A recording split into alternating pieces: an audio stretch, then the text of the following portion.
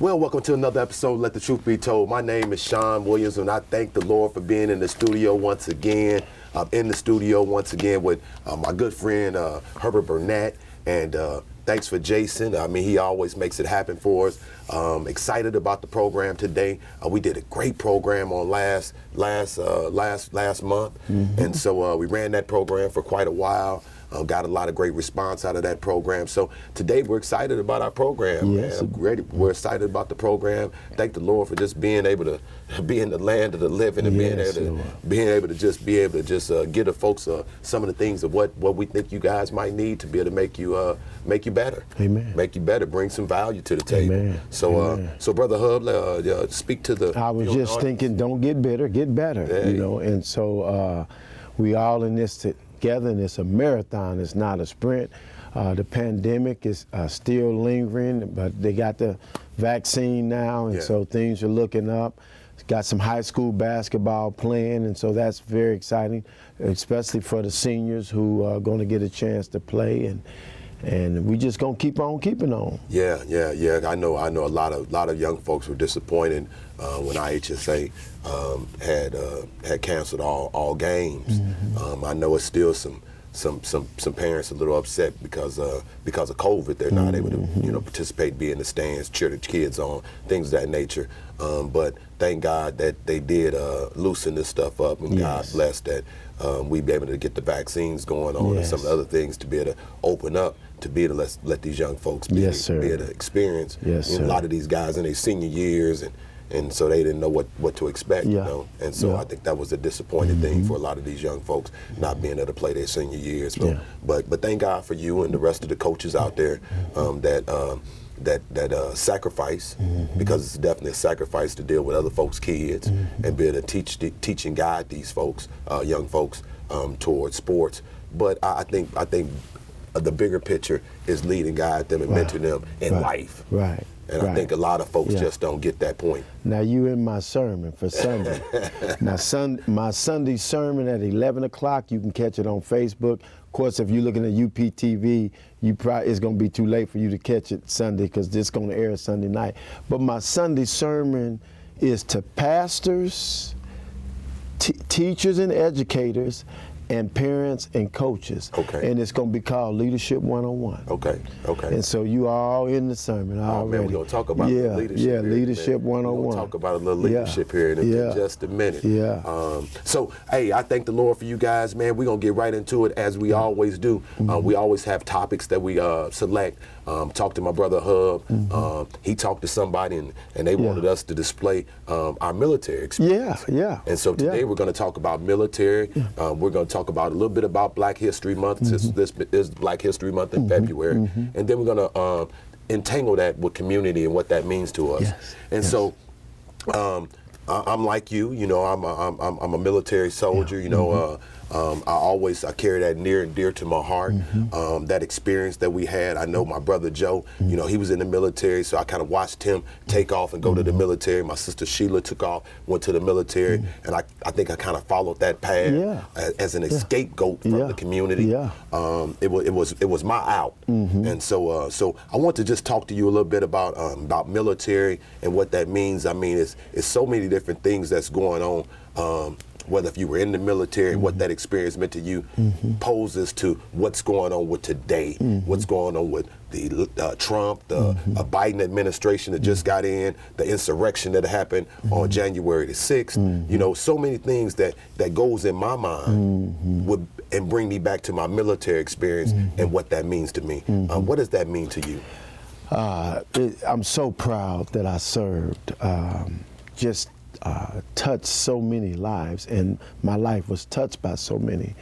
Brought a lot of exposure. I came up pretty good. I came up probably better than the average kid because my mom she was a goon, man, and she was huge on education. She was in the White House under the Nixon administration at 25. We spent a lot of time on the U of I campus. My dad worked for the campus, and so, but it still brought another level of exposure to me that I really didn't realize how important it was to me until I got out, and you dealing with people. Yeah. You know, because the military allows you to travel. And so, I mean, I speak 5 different languages. I understand them. Yeah. And so that's priceless. And it's probably one of the reasons that I really, really love God's people, because you see them in a different light in the military. I went to basic training with a kid that only saw a black guy on TV. You know what I mean? And so it's so much diverse. And then the structure that it provides us. You know, one of my sayings is, anytime you don't have structure, you have destruction. And so even now, the way we move, a lot of that was birthed by our parents, of course, who gave us a foundation, but we look at it from a military standpoint. Yeah, solidified. And so the key is not to get frustrated, because some people ain't never been nowhere. Yeah, and you know, I think it give us what you said that one of the buddies said that about me. One of your buddies said about me is I could see around the corner. Yeah. And so it gave me the ability to see around the corner. Yes. And I think a lot of folks are limited because they only see what's in front of them. Right. And so and the kid, let me throw this in there real quick. Let me throw this jab in there real quick. And the young and our youth don't benefit from that. Yeah. They don't benefit from you seeing them as they are. When we go to the detention center, we don't see them where they at. We have the ability to see where they going and help push them to their destiny, and not talk to them like they murderers and robbers and stuff. We talk to them the way we want them to be. Jesus said, you can have whatever you say, but we saying what we have. And you know, so you know, you wear a bunch of different hats, and so one of your hats is minister, right? So what does the Bible talk about faith? What is faith? Faith is the substance of things hoped for, the evidence of things not seen. By it, the elders obtain a good report. He said it's impossible to please me without faith. He said the world was framed by the words that came out of the mouth. So when you speak, my wife spoke about a stock today and it went down. She spoke negative and went down, and I told her she didn't want to hear it. But man, she spoke on it. We was rolling, and she spoke, oh, it's probably going to drop, and it went down, man. So what's that? So what's biblically on that? You frame in your life. Life and death. In the power of the tongue. Come on, man. So that diversity that you talk about. Yeah. So we talked about military. We're going to get into black history, African American males, men in the community. Yes, sir. You know, and we're going to talk about community. Yes, sir. When we talk about faith, when we talk about detention center, we talk about young folks, you know, seeing around the corner. It's always possibilities and capabilities. I'm getting my notes. I ain't on my phone. Possibilities, capabilities, things that might be able to happen. But if you shoot yourself in the foot, yes, sir, in the door, yes, sir, you speak death and destruction in the door. You only see yourself for the position that you're in now. Then you dismantle any hope, any faith, and if your whole circle feel like that. And so when I escaped and went to the military, the stuff that because my nephew said your perception is your reality. Right. And so if you perceive things, I listen to a lot of folks that say, man, Champagne ain't where it's at, man. I gotta get up out of here. And your perception is Champagne ain't on nothing. I got to go to the land of milk and honey, and we thinking that's somewhere else. And it might be if you take something different and you change. You know, I always talk about rethink, rebuild, you know, all the re's, and you have to do that on the highway getting there. The stock guy called it rinse and repeat. Yeah, and so you got to do all that on your traveling. Once you get on 57 or you get on 74 and you rolling up out of town, you have to change all of those things by the time you hit your new destination, so that you knew. That you knew. Here's the other part of that. And I almost wanted to call this guy a name, but I'm not going to call his name. But you were talking about the individual. I'm looking at it from the other side. When you trying to change, or you want to change, or you have changed, and the town look at your rap sheet and you got whoop wop the bam, their perception is their reality too. So they're not giving you the benefit to change, right? Oh, that's just Jesus, Joseph's son, the carpenter. He ain't known nothing. See what I'm saying? So one of the reasons I advise some people who's got in trouble or just it ain't going for them here to get out of town, to get you a fresh start. Right. Because others' perception is their reality too. Right. And if they perceive you, I had to tell a real important guy around here who he's a real important guy, and he moves the crowd, works in the community, and the powers that be depend on him. And I told him, your worst mistake of me was looking at me like I just work with kids. That's the biggest mistake you ever made in your life. Right. You just think I'm LDA guy, man. I do this. So how does the military and leadership and all of those developmental skills apply to some of that stuff? How did the military? I would say it in one word: professionalism. You know, professionalism covers a whole lot of areas. Professionalism made me go dap up the guy before the game, before we played, and it made me go dap him up after the game. You know what I'm saying? Even though before the game, I don't even want to be around you, dude. I'm trying to tear your head off. But you got to be professional. You know, when I was at Fort Leonard Wood, when I rolled, got the car come back, and I took the route you told me. Yeah. I hadn't been to Fort Leonard Wood since 1986 when I went through basic training, right? And so I was able to ride through there. Yeah. And so when I rolled through there and I seen Fort Leonard Wood, we called it Fort Lost in the Woods. Fort Lost in the Woods. Yeah. My son went to basic there. I didn't know you went there. Plenty of trees everywhere. Yeah. And so I thought about Drill Sergeant Wingo and some of the other drill sergeants that I had back then. And so this one of the principles that they taught me, right? So we as young folks, we like to go against authority, go against what the instructions were, all of those things. So I'm talking one morning, we in formation, I'm talking, and you're supposed to be silent, listening to instructions, those things. I'm whispering to the guy next to me, and then he told me to chill out. Not, I still went to go talking to the dude next to me. Okay, so he made me, when we went for formation and we went to go march, and as we marched, he made me duck walk with my weapon around the whole formation as we marched. And I was hitting muscle failure with my weapon, but he had me in a duck walk position. And it taught me that by him doing that, to discipline me, it taught me, man, shut up. I'm in charge. It taught me he was using his leadership skill to teach me a lesson. And so, it wasn't so much as a punishment where you go to jail. It's discipline. It's discipline, and it taught me discipline. And so many things that we've learned in the military.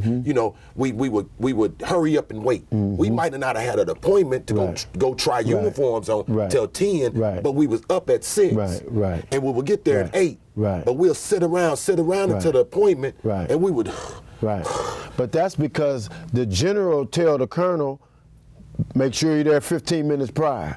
The colonel tell the captain, he put 15 minutes on it. The captain tell the first sergeant, he put 15 minutes on it. And then the first sergeant tell the platoon sergeant, so you there an hour early. Everybody got somebody to please. I want to be there from about 15 minutes. So you the sacrificial lamb, you there an hour early. So now it's a skill that's taught, life lesson skill that's taught, implemented in you. Yes, sir. That's going to carry you all your days. Yes, sir. Yes, sir. And it can be frustrating in the civilian world because time is not of essence. We even talking about professionalism. I deal with some professionalisms that I call, they don't call you back. It's just horrible, man. And these are people in key positions. And you're not even professional to text me back or answer my text or get back with me. It's horrible. But they don't know. That's why I said earlier, you can't get frustrated. They don't know. They unlearned. Ain't nobody. They drove that in. Listen here. You got me now. When we were in the child line to eat, we had a drill sergeant that was 5'4". And he had a short guy complex, Puerto Rican guy, meaner than the junkyard snake. Now, we at parade rest, the only thing you do when you move up in line, you come to attention and you move forward and you go back to parade rest. Your eyes are straight ahead, forward, man. And he'll be over there, and we know he over there, and we wasn't disciplined enough. We just wanted to look. And soon as we look, he'll point to the pull-up bar. Yeah. And he'd get 10 or 15 every meal, because curiosity killed a cat. You want to peek your eyes over there. As soon as you peek over there, he point to the pull-up bar, man. But he was instilling discipline. He was instilling eyes straight ahead. We in a parade for 2 hours. Change of command, 2 hours. We out there an hour in the heat. We practicing for 2 or 3 days, man. They fall out, they move them, give them some water, next man up. Right? Your knees get to buckling because you got to be in a position that's discipline, man. The Bible said he that has no rule over his spirit is like a city with no wall. We ain't got no discipline, man. The leaders, man, we ain't got, I'm talking about across the board. I ain't talking about one certain leader. Ain't no discipline, man. Ain't no professionalism. You know, from Trump on down, man. You know, y'all arguing, man. That ain't how it's spelled. That's not professional. You know, we've lost our way, man. You know, and Christians, we supposed to be the salt of the earth. Yeah. You know, and it's two things I want to pull up out of that. When you talked about getting on that pull-up bar, you know, when I got back home from the basic training, they seen something different in me. You know, and we called it lean, mean fighting machine. Mobile, agile, most of our hostile, you know, motivated, raw. When I first got there, I remember when we got off the cattle truck, they want to see, really, they want to test you and trying to see how many push-ups can you do. And you know, you do a little bit before you get in there. Right. See if you're going to be tough enough, you know, so you get 30, 40 push-ups. Right. But by the time I finished basic training, I could easily do 100 push-ups. I could easily do 60, 70 sit-ups. Repetition is the mother of all skill. So it taught me that discipline, which I implement that right now at the age of 51. And I was at the age of 17 years old when I learned that skill. It's in you. So it's in me. You know, getting up, going to the gym every morning, you know, and working your body out. It's nothing. It's some people, it's hard for them to do. You know, I mean, they got to set up a New Year's resolution after New Year's resolution to get to that point. But by me having that military experience. The word that comes to me is natural. 1986, March 27, Charlie 15-4, lean, mean, mobile, agile, most of all hostile, motivated, raw. That was the company. The platoon we're the 4th platoon, and we're the best. That's because we can stand any test. We're so strong and motivated because our hearts are dedicated. Drive on, drill side. Man, I ain't said that in 30 years.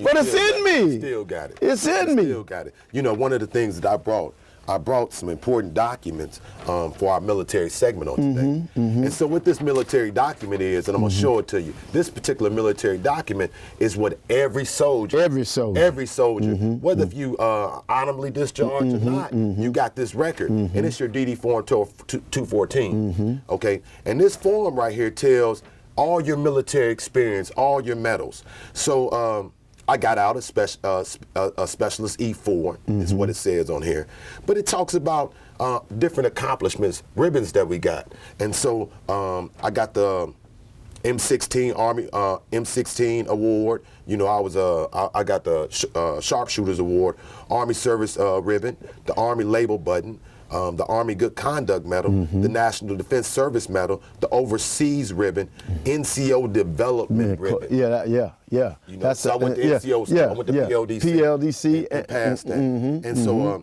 and primary leadership development. But you know what?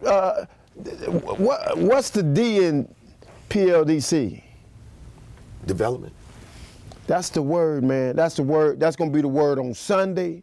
That's the word in my basketball. I'm back in coaching mode. But that's the word that we missing, man. The D word, man. And so, the development, we have fell off, man, across the board with that word. You hear me? But you know, one of the things about it, Brother Hub, is that I think what affected our country the most over the last 5 years is by the commander-in-chief. By the commander-in-chief not having one of these. Not having one of them. You ain't been in no leadership. Now, let me give you some good game. Let me give you some good game real quick. I'm gonna shoot this in there and let you keep going. When I was recruiting, first in Gary, and then I ran the recruiting station here, 1615 West Springfield Avenue, Champaign, next to Taco Bell. I used to tell them, we right, you can't miss us. We between Taco Bell and this is it. We in the same building as this, we going down. But one of the things I used to tell the parents when they, military, I don't know about my son. I say, it's a reason every application you fill out, it asks you, have you served? Yeah. It means something, man. When you done serve, it means something. It puts you at the top of the list at the University of Illinois. Yes, sir. When you even go over there for any federal job. So if 10 you go points. to the University of Illinois, this job. Yeah. I mean, when I was staying in Atlanta and I got out the military and I put down military experience, it's already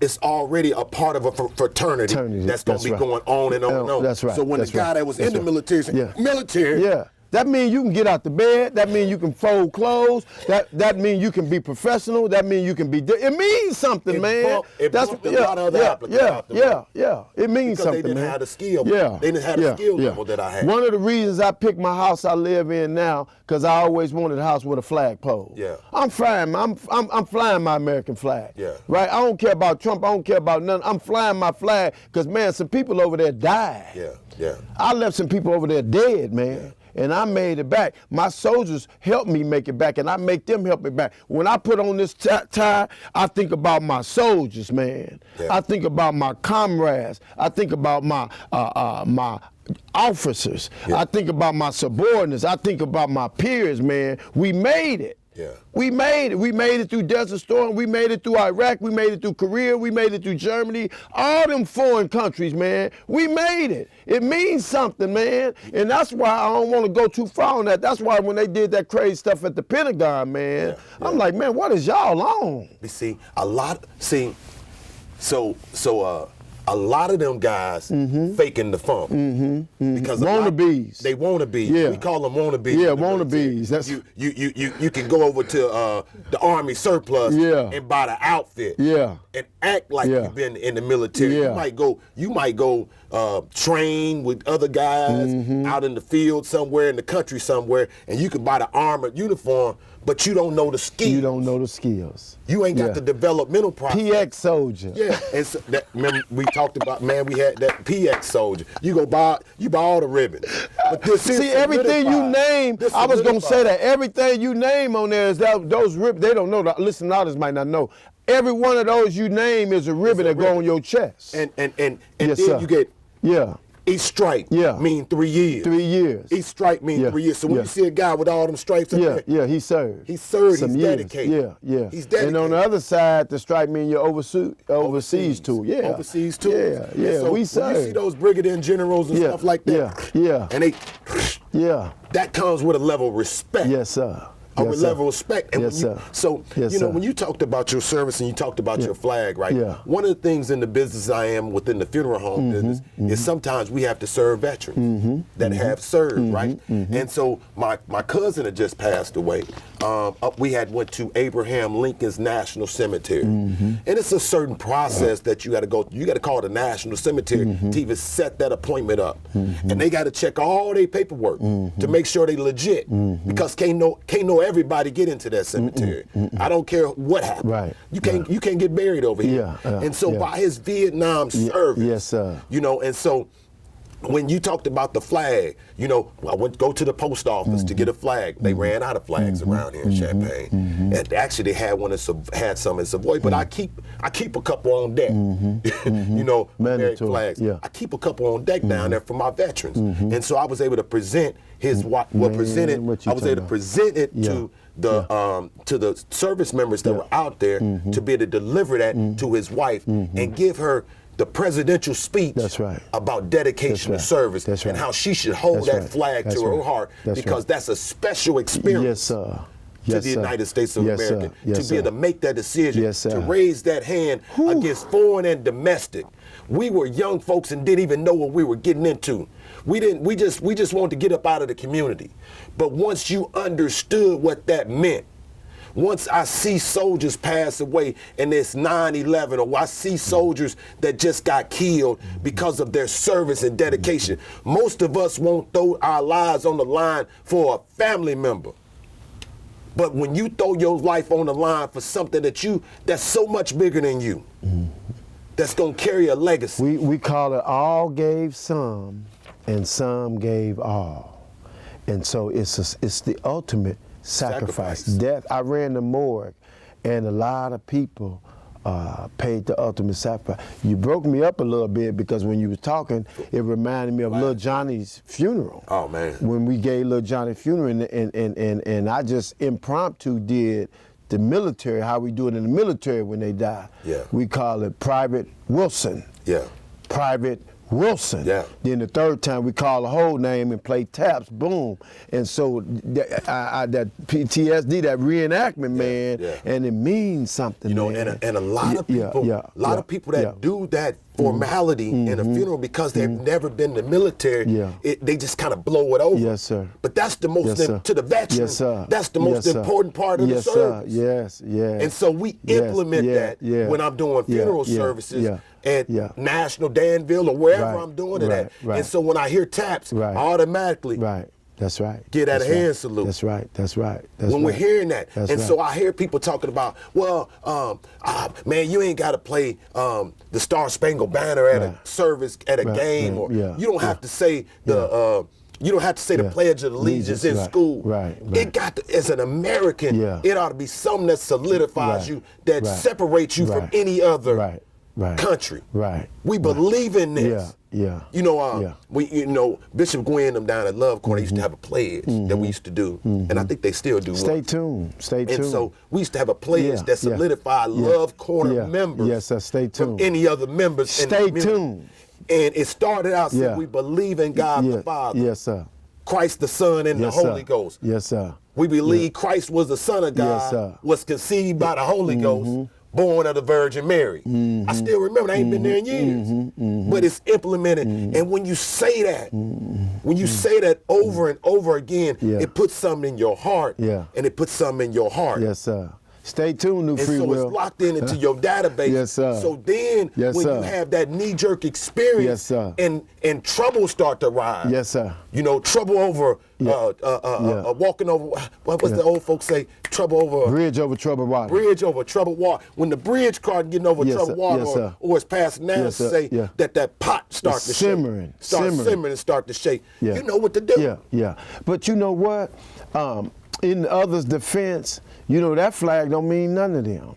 You know, and I remember when I first got out the Army, I was coaching a game, and dude had his hat on, and I walked over there and knocked his hat off. I was fresh back from my right, man.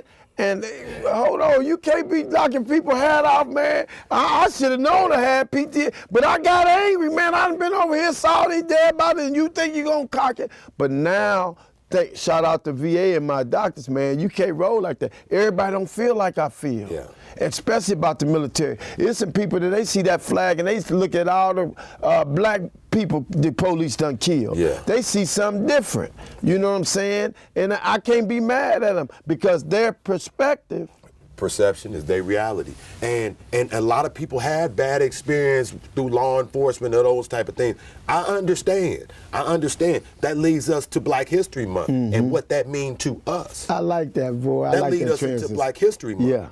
And what that means to us. You know, I mean, and what that means to me, you know, a lot of times we'll talk about his story. History, his story. And each one of us got our own individual story. And for me, I look at it when other people start trying to say, you know, stuff about Christopher Addicts or, you know, John Lewis and what his experience is. But a lot of us do not create our own story, you know, because of the fact Black History Month. And it shouldn't be a month, it ought to be an experience. It ought to be a proven experience of way of life. A way of life of you. You know, and so when I take my military experience and I add that into Black History Month and what that means to me, it brings me back to my community service. So now I'm the commander of American Post American Legion Post 559. It made me implement my black history and study creating history right now. Right now. Right now. I ain't got to keep talking about, somebody else's experience and what they doing. It's what am I going to contribute right now to keep a legacy of history going. And teach others. Right? Because some people really, Sean, they don't really know. And you as a commander, you're in the know so many different areas. We call it sphere of influence. Even though military is some stuff that they don't know about, a whole lot of stuff that you as a commander can enlighten them on, right? See, one of the things that I like about you, I love about you, the average leader that I run into, they seek to have power. Where I like you want to empower. You became the president of the league, and I watch you because you delegated me to be your chaplain. And so I watch you, and I watch you take the power and give it to Miss Epps, take the tower and give it to Mr. Hicks, I think his name Hicks. Yeah, I'm the man, but I want to empower you all to run this thing correctly. Right. I'm just going to check on it because I know what the standard is, and we need to be meeting the standards. They thought I was going to do what the low standard of what everybody else that came in there do. Take over because I want a key to power, the door. power. Be the free big drink, man, free drink. Power. Oh, no, we ain't doing that. What I tell them in the first meeting. Hey, look, man, do what I'm doing. Right. All that free drinks for all officers is over with. Right. We down here to try to get some money so we can help the community. Right. Okay? If you want a free drink, liquor store right there. Right. Do what I do. Right. Liquor store right there if I want to go get my buddies drunk. Right. No, we're not doing that down here. Right.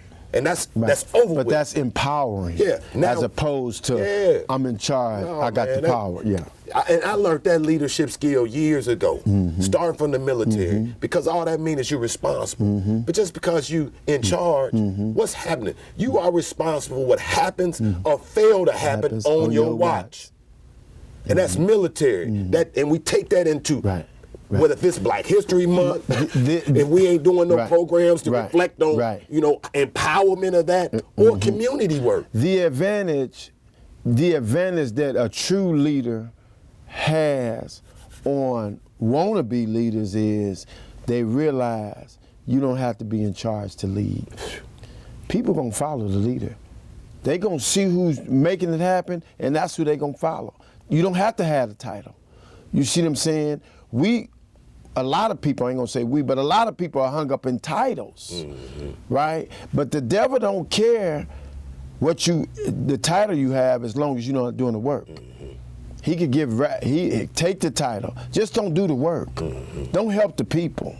You can have the title of governor, mayor, city council member, pastor, CEO. You can have any title you want, just don't do the work. The devil wants to make mockery of you. He wants to make mockery of God, right? So if you're supposed to be one of God's ambassadors and you out here living raggedy, he wants you to keep the title because he wants to make a mockery of God. And so as long as you got that title and you in that browse inbox or you in his inbox and you married and you doing all the things under the sun, he loves that. He loves the fact. Man, he's so mad at me because I didn't lie about the wreck. Oh, he mad. He want me to take the glory from God and give it to the insurance company. That's what he want me to do. Get that small tools and fuse. And not say it was me, oh Lord, standing in the need of prayer, and you came to my aid and assistance. You rescued me.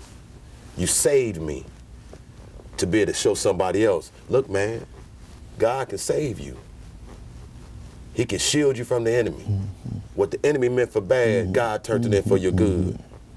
Now you go down there and pick out what you want, and you ain't disabled. Because you could have been going to get in a minivan, loaded with all kind of gadgets for disability people. See, we got to be able to see around the corner. You got to be able to have the ability to see around the corner. See, you got to have the ability to see around the corner, and then God bring some other people in to encourage you during that moment. to say, look, man, wake up, see around the corner. So that's why he enabled Chico and Chicken Wayne and some other people, me on the phone, you know, look, bro. Yeah. Because a lot of people, you know, some people, man, when I look back and I'll say Dwayne's wife, right? We didn't have much snow that morning when she died and had an accident. It wasn't that much snow. You know, and if you get into an accident, we got 3, 4, 5, 6 inches, and God allow you to come around and you walk away. I just watched this guy in Milwaukee. He had going too fast, slid off the bridge. It was on the nightly news. Slid off the bridge, fell 70 feet. And when paramedics got there, he was injured, but he was still living. Most people, I mean, it's folks that pass away from just slipping off the steps, hit the head wrong, and all of a sudden it's over with. It's over with. It's over with. It's over with. You know, and so I think during this conversation, you know, with the military community and Black History Month, it's all entangled. And it's your perception is your reality. You know, and it's all about a feel good in the inside. And a lot of times we can't be a blessing because we don't feel a blessing. So we spit out venom because of our experience and our perception of the way we see each other, see ourselves. So we see each other the same way. And we do the 5 heartbeats to everybody. I ain't no good, so how can you be any good? Life ain't been great to me, so how can it be great for you? And so that eliminates us from being overcoming by our testimony. And it allows where we can't never get up out the trap and see nothing different. So we still thinking back in 1962, you know, because I had to chop cotton and the struggle of getting up north, and we don't see the benefit of being up north. So we always see the glass halfway empty instead of never seeing it full. You know, I love the fact that some of our young folks, because they see the advantage of technology. So they can utilize technology. But where the devil comes in is you always say this word, a perversion. Perverting the gift of technology. They want to be the mastermind behind it and manipulate the gift to beat somebody else out. But that ain't biblical. That's why I love not only having a military experience, but having a biblical experience. Yes, sir. Yeah. Because now you got a molly that you can mix. And through all this chaos in the matrix, you can still make it. And you can still see. You know, and when other people are blinded, you can still see. You can win in the wilderness. Man, what you talking about? Learn how to win in the, so now you really got a David experience. Because I just had somebody try to trip me up last week. Kind of shook me a little bit. You know, kind of shook me a little bit. But after talking to you, talked to my mom, talked to, you know, my girl, talked to a bunch of different people, you know what I'm saying? Stay the course. That's it. Stay the course. That consistency. Stay the course. And key. So I had to go into a moment of prayer and saying, man, you know what? We're doing some great stuff. So when you had your accident, the same environment, a few feet from where I had my accident, man, look, that's God telling us, man, you know, that we're going to be under attack. We're going to be under attack. But that military experience. No weapon. That military experience and that biblical experience, adding some lingo and some support behind that military experience, make us do that. That's right. No weapon formed against me. That's right. That's why that's so important. But then, even if you don't go to the military, then you're supposed to tag on to somebody, leadership, that uses that experience to be able to bring you from out the rut that you're going in. It's and I got to go to my notes. And I'm actually going to some of my sermon notes, but that word development is so important, because you only here for a season, right? And one of the things I wrote, and you're gonna hear it Sunday too. See, what I'm learning with my basketball team now, I don't want to attach them to me, right? I don't want them sold on Coach Hub. I've seen so many coaches here, everywhere I've been, I've seen people want to sell the kids on them. Man, sell them on the vision. The vision is to use this basketball to make you a tax contributor and not a tax liability. That's the vision. Whether it's college, whether it's military, whether it's your own business, sell them on the vision and point them in the right direction. Give them vision. See, too many of us, we want to sell them on us. No, sell them on the vision. And that's what great leaders do, because they know they're going to leave, right? And they want somebody to be able to hand the baton. It ain't how fast you run in a relay, not personally. You can be the fastest runner, you can have the fastest time. You can start off the race and beating everybody by 5 seconds. But if you don't know how to hand that baton off, that's who, the group who got it mastered down, that baton, handing that thing off 3 or 4 times in a row, whoever can do that the best, got a good shot to win. Because you could have 4 fast runners and not know how, ooh, Jesus. You could have the 4 fastest runners, they got the fastest times in 100, you put them on a relay team and they don't know how to hand that baton off. You know, when you talk about, you open me wide open when you talk about passing the baton, because many of us want to hold a baton. We don't even want to do a relay race because now you have to work with others. And when you work with others, you give them the opportunity to shine. Well, man, that takes away from the light being on me, because now we're part of a team environment. The preacher laying in the casket with the baton in his hand. Would pass it on. Hashtag didn't want to let go. That won't pass it on. He laying in the casket, got the baton with him. Taking it to the grave with him. The wealthiest place on the face of this earth is the graveyard. It's the graveyard. Books, you won't pass songs. You won't pass it on. You won't pass it on. You keep it to yourself. But then fear. Fear keeps you from from manifesting and making all those inventions and stuff happen because of fear. One of the things one of the great experiences that I love that me and you are into, and we talked about this morning as you was holding us up this morning from getting this program started. You kept on looking at your stocks. But one of the things that would stop us from even getting involved into the stock market or any of that stuff was fear. I talked about my Webull stuff earlier. Webull is a stock market platform for investing. And it got so much lingo in there that I can't understand it all. I got to go do the tutorial.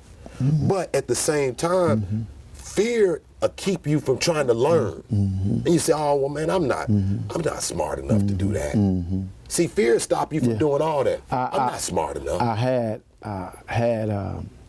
ate a meal. I don't want to give it away who it is. I ate a meal with somebody in Atlanta, and they got 100K. And they gonna let dude do this and that. I'm like, you don't need that. You can double your money like that. It's really easy. So he got a broker. He got somebody. Listen to what I'm saying. And so this morning, I showed them with that 100K, the same one stock that I told them, that 100K would have been 2.8K. 2.8. So they'd have made 100,000.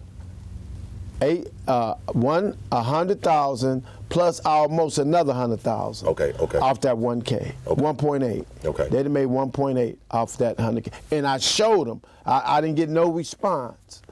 But I told them, when I was talking to you, you thought that was me talking, but that was the Spirit talking to you. Because when you know better, you do better. See. They've created a monster, Sean. I've been buying low and selling. I was selling lemonade at 7 years old, right? But I'm not gonna be bitter because it took me 40-some years to get in the game. But I'm gonna make sure everybody around. I got 7 phone calls and text messages yesterday thanking me. because the game has been changed. The stock market, the playing field is even. I ain't gonna say it's even, but it's level. And so I put on your group chat today, this is historic. That for an African American to get in here and move in the stock market the way we moving, it's historic. You still got people sleep at the wheel, right? But it's people don't even know how monumental what happened 2 weeks ago. You know, the young cats, like you said earlier, they got into the computers and they recognize the hedge fund is shorting and all that. That's all the park districts investments and the school district investments, you know, and housing authority investments. That's where they got your money at. Them people represent you, right? But it ain't gonna be that sweet no more. Go ahead. So I'm looking at my DD form for 214, right? So I'll keep it 100 transparent. DD 214, okay, I'm ready. Want to be transparent. Okay. Man, you messing up the mic. Don't worry about it, I got it. You just be transparent. And so, right here, where it said last duty station, duty assignment, and major commands, right? It says 4th Psychological Warfare Unit. Okay. Fort Bragg, North Carolina. Okay. PSYOPs. 4 PSYOPs. Yeah. Okay. Yeah. At Fort Bragg. So it let me know I was a part of the unit, right? And so they got this new show that's on TV, right? It's like the Underground Railroad, something Black History Month. It's like this. It's a slave movie that's on right now, and so, you know, it's very popular. I was telling my father-in-law and them, some other people, I don't like watching that type of show. All right, it's Black History Month, but I understand through a psychological warfare unit and being a part of that. And what psychological warfare units do is to mess with your thought process, your mind process. So we're still, where you look at this day after day, month after month, and everything that's talked about, you start thinking that's your perception is your reality. Right. You know, Kuta Kinte and all of this other stuff, and I need to get out, you know, I'm a slave, and, you know, all of that mindset, it rehashes the history. Right. Triggers. It triggers the trauma. The trauma that in through your DNA. Because we got folks that went through that actual experience and we heard about it or know something about it, or some of us living in a enslaved and trapped life, you know, whether if it's job, a dead end job, a dead end relationship, enslaved and then captured. And we never can get out of there to be able to manifest hope and possibilities and capabilities. And so that psychological, that warfare unit, military experience, teaching me, man, don't worry about that. You got to think about, keep your eyes on the prize. We ain't slaves.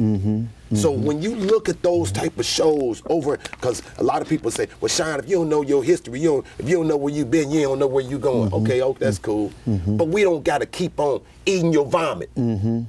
What I'll call it is eating your vomit. You study eating your vomit. The Bible calls it that. Eating the mess that you done been through. And that's what you'll do if you don't see the greatness of that history. Because it pushed me to my destiny. It's making me now with more charge to overcome my fears and say, you know what, I'm just as smart as the next guy. Let me just discipline myself. Let me turn that garbage off. And now I need to send it to the stock market YouTube video. 15 minutes of the day, or what we got going on Saturday. Pause for an hour. But let me tell you, and it's in my notes, but you different. You different. I'm gonna say I put it on Facebook so I can go right to it. And I didn't really plan to say this, but I'm gonna go and say it. You different. I wrote, we are not the same. You thinking about the next position, I'm thinking about the next generation. We so excited about the stock market. We so excited about going to real estate school, right? Because we want to wake folks up and shake trees. We want to get this game when we can go to youth detention center and talk to them about their mistakes, but also talk to them about financial literacy, talk to them about making right decisions, talk to them about when you can hit all these areas. See, we equipping ourselves. This lady asked me, why you going to all this stuff, man? But because I got a fetish for these kids. And I want to be able to push these kids in whatever area they are. And the more arsenal I got, the more relationships I got. You help me a lot on relationships. Because I ain't want to fool with some of these jokers around here. Because I spot them out in the door.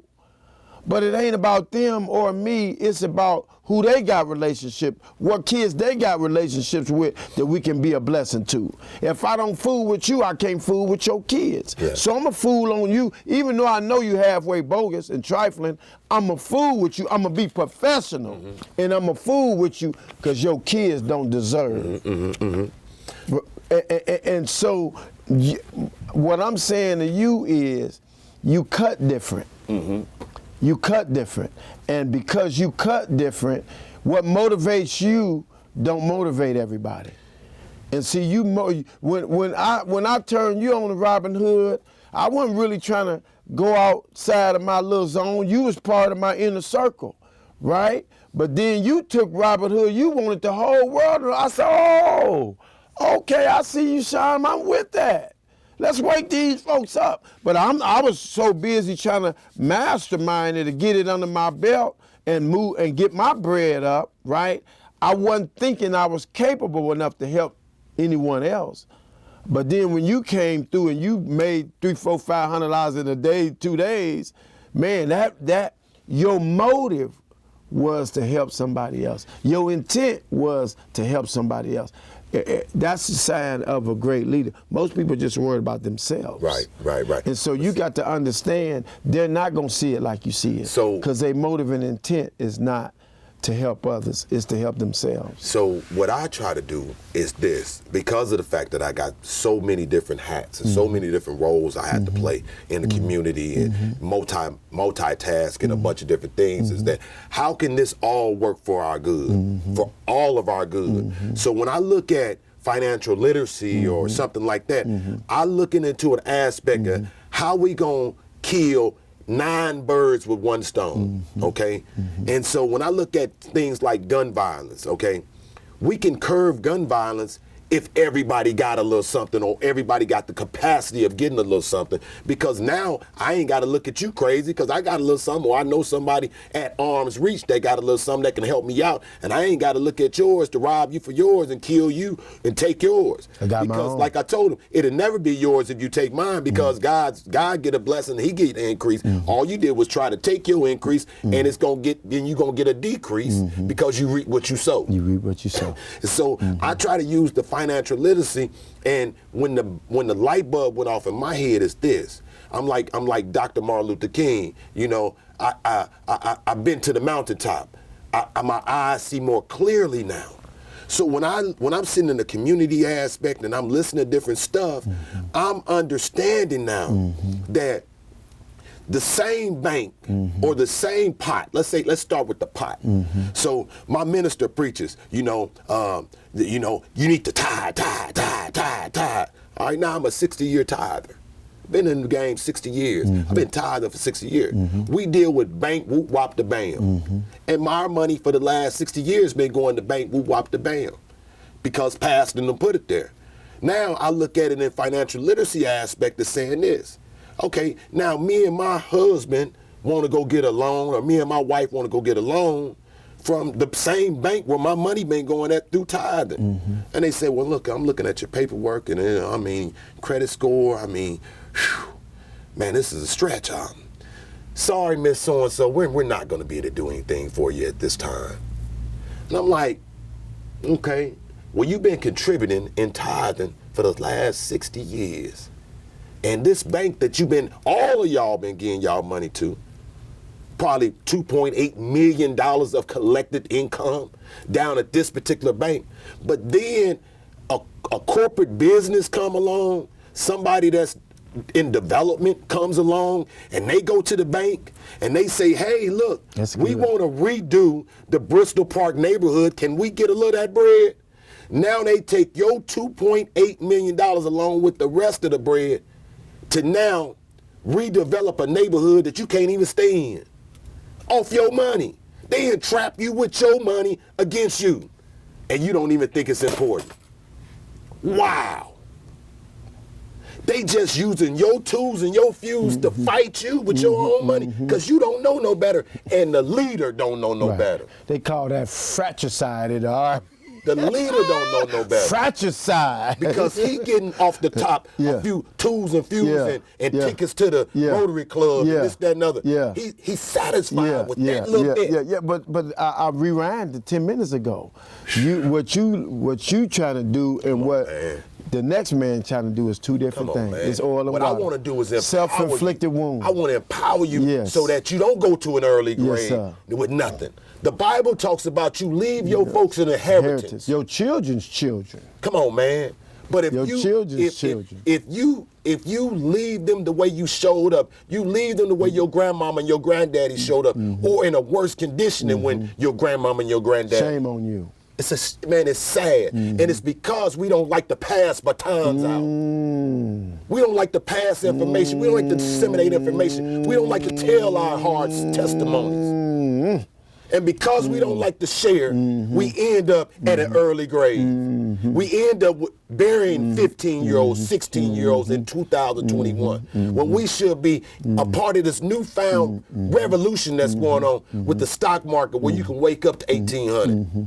You can do like you did this morning and learn something new, and turn that mess off on the TV, because psychologically it's keeping you enslaved.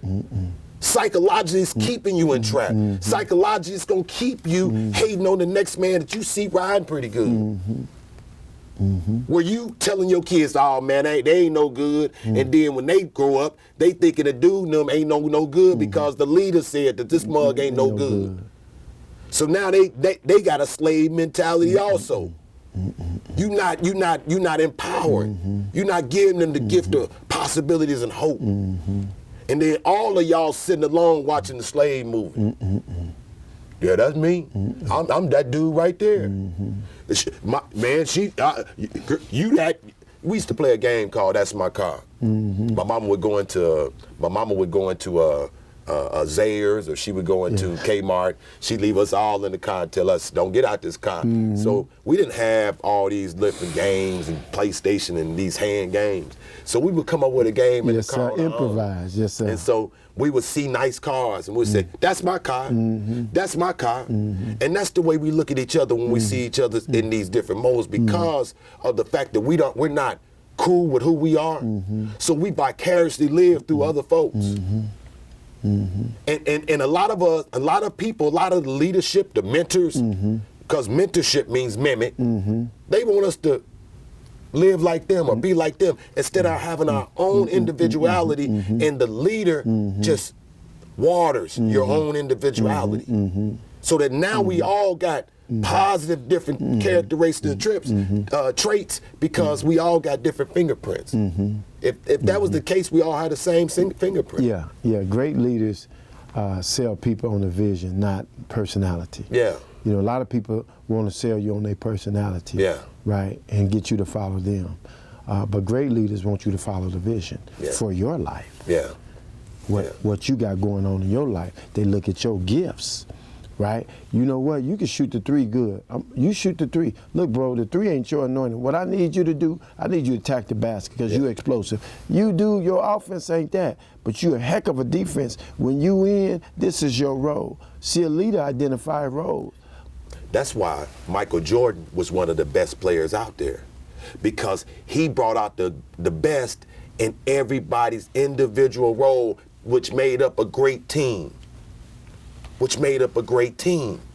So, I mean, for me, it's not about Sean having it all together. It's I'm reaching for the higher mark.